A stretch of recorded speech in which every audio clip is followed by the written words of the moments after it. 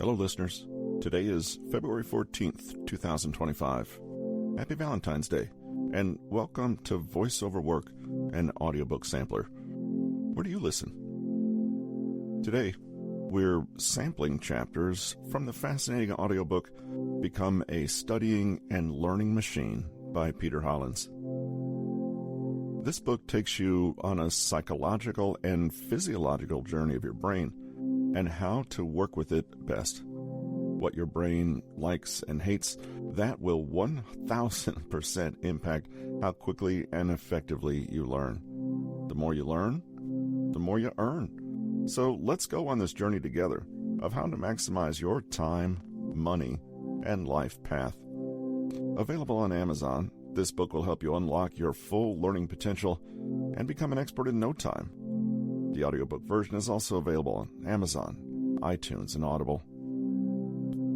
For more information and resources from the author, you can visit the author's website at bit.ly/Peter Hollins. In this preview episode, we're going to dive into the beginning of each chapter for a few minutes, and from that you can discover how you can transform your studying habits to achieve amazing results. Imagine the following scenario. You're a law student, and there's an important test coming up at the end of the month. You painstakingly worked your way through all the material, spending time on each textbook, chapter, and article, and then, the day before the test, you quickly revise everything you've learned, i.e., you read through it all once again. On the day of the test, you draw a blank.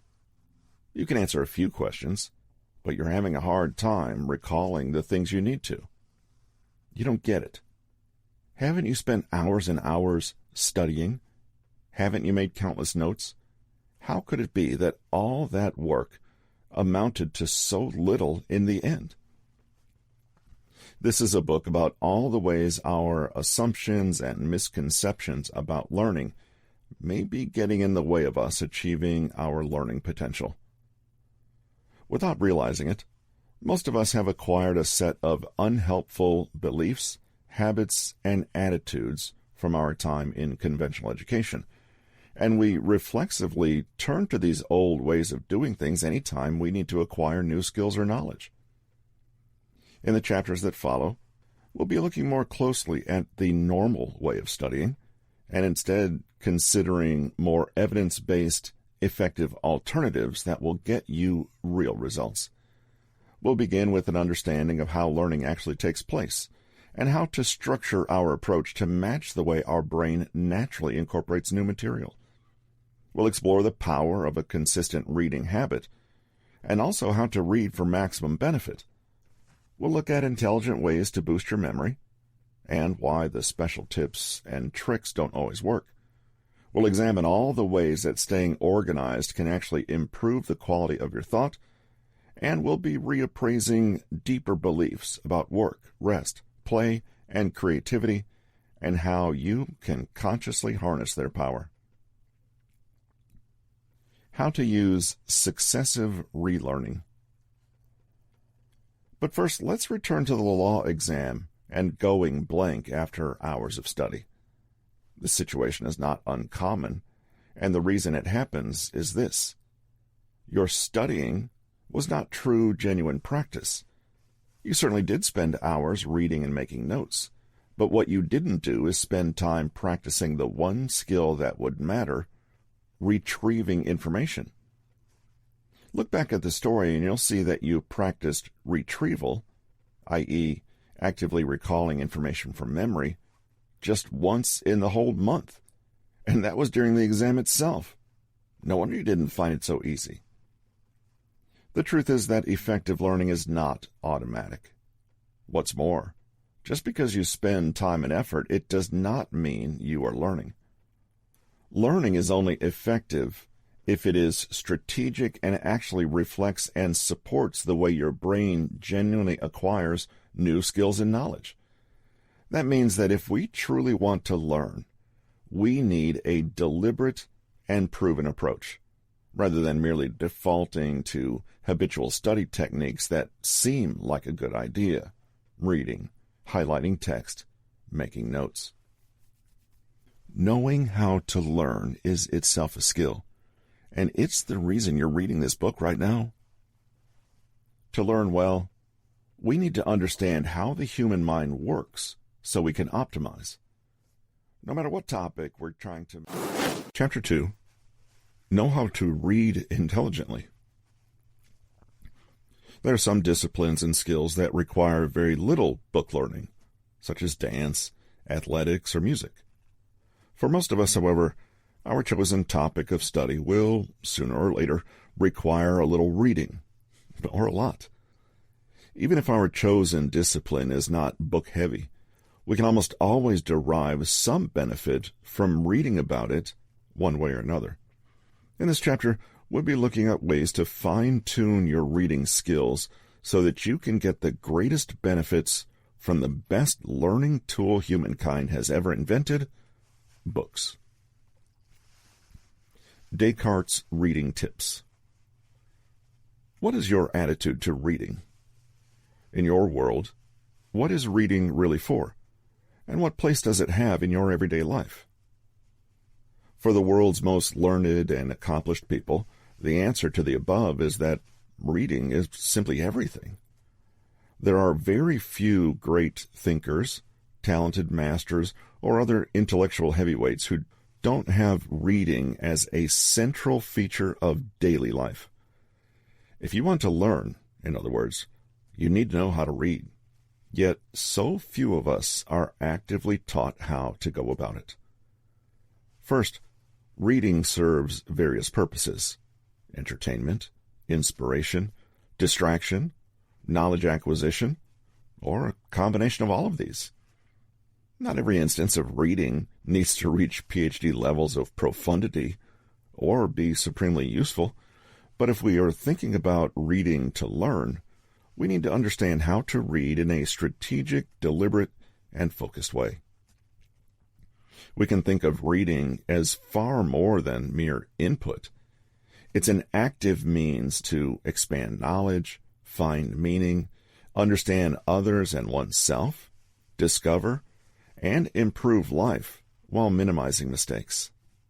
As David Ogilvy aptly put it, reading furnishes the mind and enriches life. Reading is, essentially, an adjunct to and expansion of our own consciousness. Farnham Street, or FS blog, has a great tagline: mastering the best that other people have already figured out. And this neatly encapsulates one of reading's key benefits. Through books, we access a wealth of accumulated knowledge, often recycled from the past. By drawing on the wealth of knowledge and understanding already laid down in countless written works, we're granted access to more intellectual territory than we could ever secure on our own. In a way, we drastically expand our zone of proximal development. Think of all the things we could achieve with the help of every great thinker from the whole of history.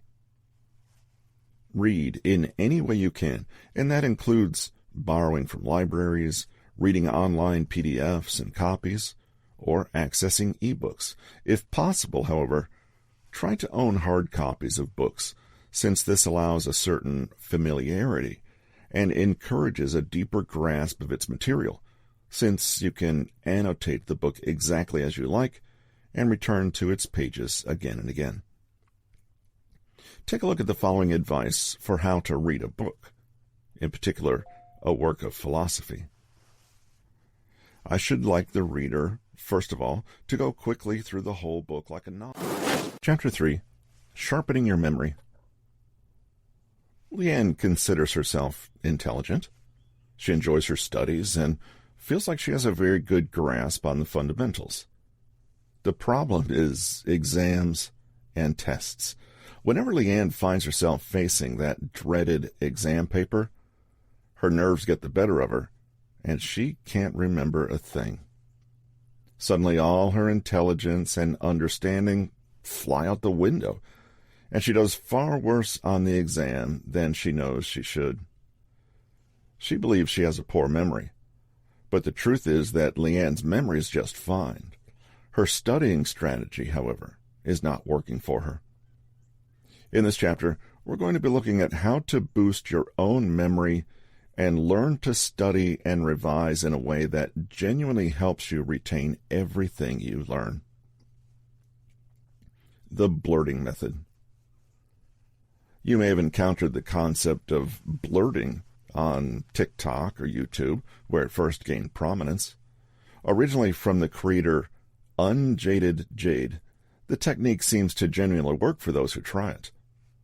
According to Unjaded Jade, there are 3 parts to any revision process. 1, understanding. 2, learning. 3, applying. Sometimes we can get stuck on the first 2 levels and fail to challenge ourselves to move to the 3rd. In other words, once we feel like we understand a topic and have learned it, we lose interest and move on. The result of this, however, can be a sense of having not quite fully absorbed the material. So how can the blurting technique help? The process is as follows. Step 1. You quickly review material you've already covered. These could be notes, flashcards, mind maps, or summaries you made during revision. You remembered to make them, right? Step 2. You turn this material into a series of prompts, not unlike creating questions, as we saw in a previous section, that trigger you to blurt. A prompt can be a short phrase, a mathematical formula, a single word, a mnemonic, even a diagram or symbol. Step 3. You give yourself a time limit and start the clock. You may have to experiment with a good time period. Start with around 3 or 4 minutes for a standard textbook chapter, but use your discretion to dial this up or down as needed. Put the pressure on, but remember, you don't need to make it a race. Step 4. With the timer running, quickly move through each of your prompts and get ready to blurt. This just means throwing out any and all ideas that spring to mind when you see this prompt. Until the timer runs out, just do a kind of brain dump and dig around in your memory for everything you already know about this topic. You can do this verbally, but it may make more sense to quickly scribble notes on a blank piece of paper, just so you have a record of what you came up with. Step 5. When time's up, consult the material you started with.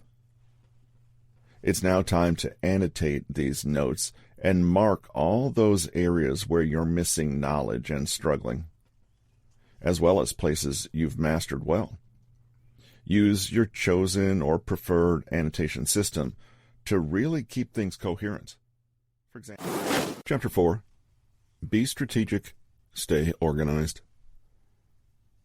Daniel is making strides in his learning journey. He's found a great rhythm using the stick framework and has developed a consistent flow between testing, spaced or interleaved practice, and plenty of smart note-taking. He's learning to be his own teacher and gently scaffolding his way to more advanced understanding, dialing up the challenge and adjusting his goals as he goes along. He reads daily and produces countless annotated texts, summaries, mind maps, and blurting notes to guide his process. This is actually his problem, however. He is drowning in notes. Daniel is extremely motivated and not afraid of working hard, but he falls short when it comes to keeping himself organized. He's starting to notice that merely looking at his cluttered and chaotic study room is making him want to procrastinate. We mentioned earlier that the best way to learn is to work with all the brain's innate powers and preferences so that we develop in a natural way. The same is true when it comes to organization. Our outside is a reflection of our inside, and the degree of organization and logic in our external world mirrors the degree of organization in our internal world. Change one, and you cannot help but change the other. That's why in this chapter, we'll be looking at ways to use principles of organizing not just to stay neat and tidy, but to improve the quality of your thought more generally. The Zettelkasten method. You've highlighted all the interesting bits in a text and made a useful summary. But what do you do with the paper itself and the additional summary you've generated? You've made a comprehensive study timetable and scheduled all your learning blocks. But where should this schedule live? You've collected an impressive array of books, papers, and journal articles, but what on earth are you going to do to stop them from proliferating in piles all over your desk? The answer to all these problems, of course, is to have a clear and intelligent system of organization.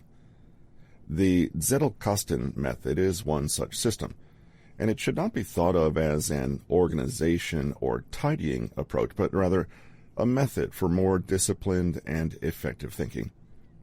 It's more than just Marie Kondo for your office. It's an organizational framework that helps you process and manage information of all types so that your process, whatever it is, remains as streamlined and effective as possible. By creating such an external storage system, you relieve the burden on your own memory and actually enhance your recall abilities. By keeping your system logical, meaningful, and relevant, you create more robust mental models within your own brain. Finally, a good system like the Zettelkasten method is also a clever way to cut down on stress and overwhelm, so you feel more in charge and in control, and less likely to procrastinate or make preventable mistakes. Any organization system has to do one thing well: help you connect. It needs to systematically link ideas together so that you can easily find them again, but also inspire you to make fresh connections, solve problems, or uncover new, interesting relationships you didn't see before. Such a system can, if done correctly, act as a kind of secondary... Chapter 5. Mastering Mindset.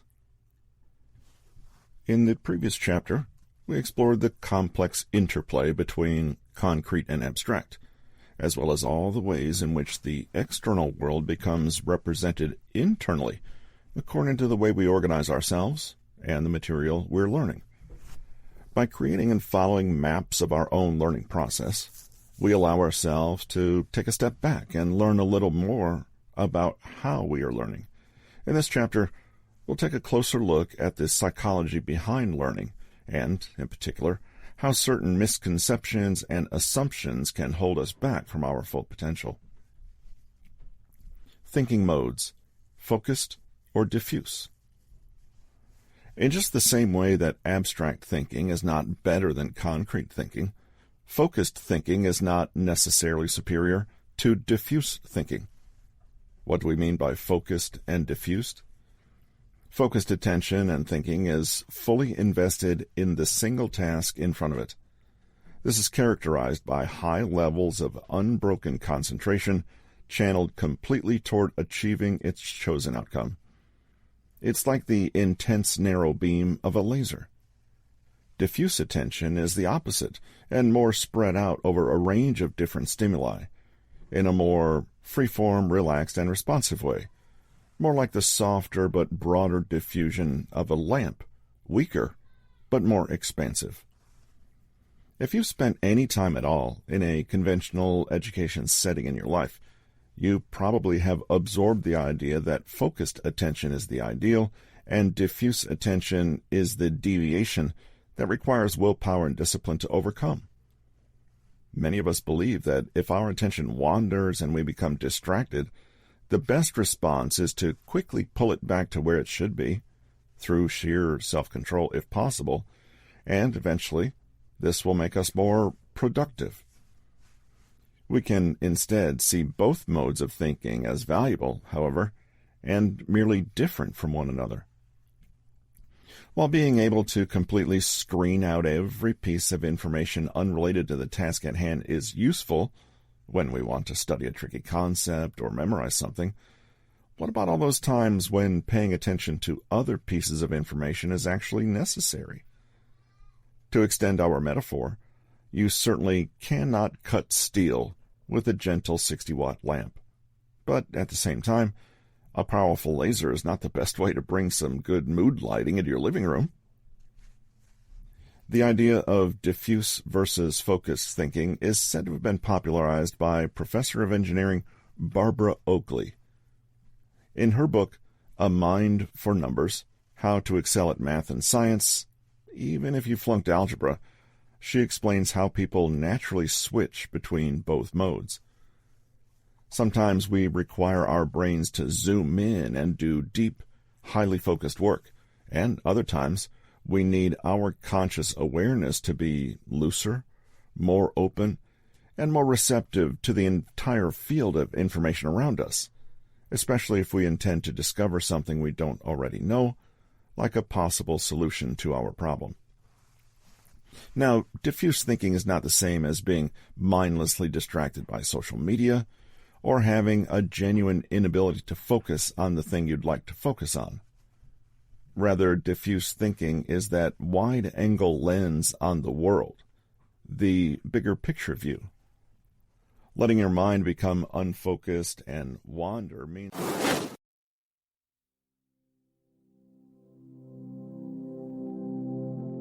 If we delve into the minds of the best students, top performers, and quickest learners, we'd see it's not by luck that they excel. They know what they're doing, and you can be like them too. We've never been taught how to learn, yet learning is the keystone to any goal you want to achieve. Let's start changing your life with this very book, Studying and Learning Machine. Master your approach and save countless hours with the wisdom of Peter Hollins. He's studied psychology and peak human performance for over a dozen years and is a best-selling author. Peter's worked with a multitude of individuals to unlock their potential and path toward success, drawing on his academic coaching and research experience. In this book, we'll explore smarter, faster, and better ways to achieve expertise, what Descartes had to say about effective reading and retention, how to scaffold content that you read for better memorization, the STICK framework, various types of thinking models, and when to use each one. We'll also uncover the power of play in helping learning and how you can speed up.